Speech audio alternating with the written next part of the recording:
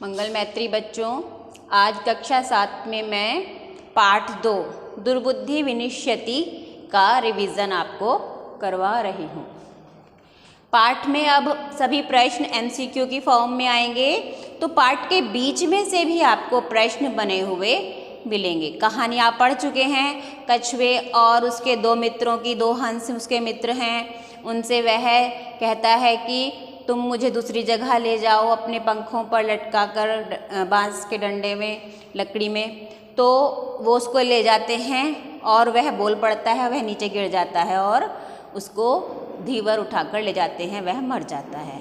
इस तरह से इस कहानी में जो भी घटना हुई उसको हम ध्यान से पढ़ें, संस्कृत में उसके अर्थ जानें और इस प्रकार से प्रश्नों के उत्तर दें। देखिए, पहला प्रश्न है कूर्मस्य किम नाम आसीत, यानी कछुए का क्या नाम था?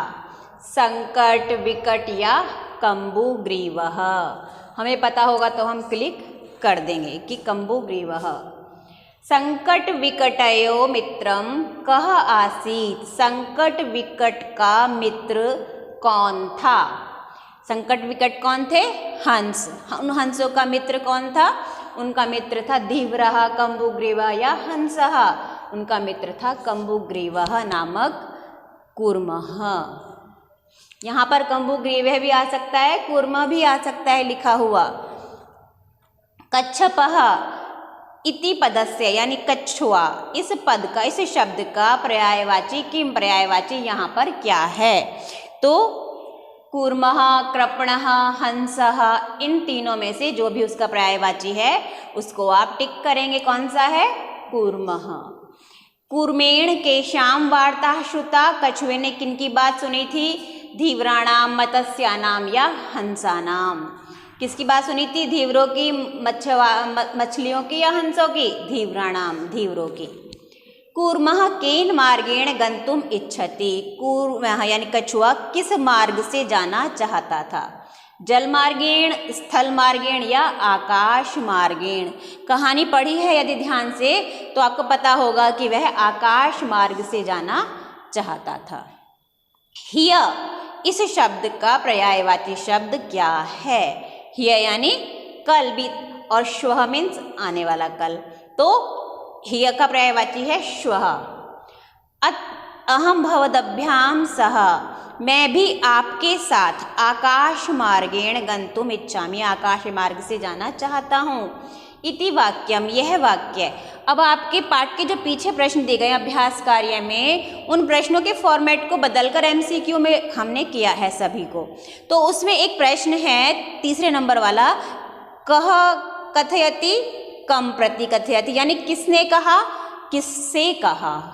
तो कह कथयति में होता है किसने कहा, कम प्रति कथयति यानी किससे कहा। तो हर वाक्य में, ऐसे वाक्य में ऐसे प्रश्नों को हम इस तरह से बदल सकते हैं कि कह कथयति किसने कहा, यह वाक्य किसने बोला था? मैं भी तुम्हारे साथ आकाश मार्ग से जाना चाहता हूँ। कूर्मः, हंसौ या धीवरः? कूर्मः, क्योंकि यह वाक्य कछुए ने बोला था। कम प्रति कथयति किससे कहा था? ये भी हमें पता चाहिए कि उसने किससे कहा था? हंसौ प्रति, कूर्मं प्रति या धीवरः प्रति? हंसों से कहा था, हंसों के साथ कहा था। अगला प्रश्न हो सकता है अहम उत्तरम न दास्यामि, मैं उत्तर नहीं दूंगा, है ना। इस प्रश्न को हम कैसे बदलेंगे? इस प्रश्न को हम कह कथयति कम प्रति कथयति, इसको हम इस तरह से बदल देंगे। कह कथयति में ऑप्शंस दिए हुए हैं कूर्मः, हंसौ, धीवरः। तो उसने किसने कहा? कूर्मः, कूर्मः ने कहा ये वाक्य। किसके प्रति कहा, किससे कहा? कूर्मं प्रति, हंसौ प्रति या धीवरः प्रति? उसने हंस, कूर्मं प्रति यह वाक्य बोला, यानी उसने कछुए ने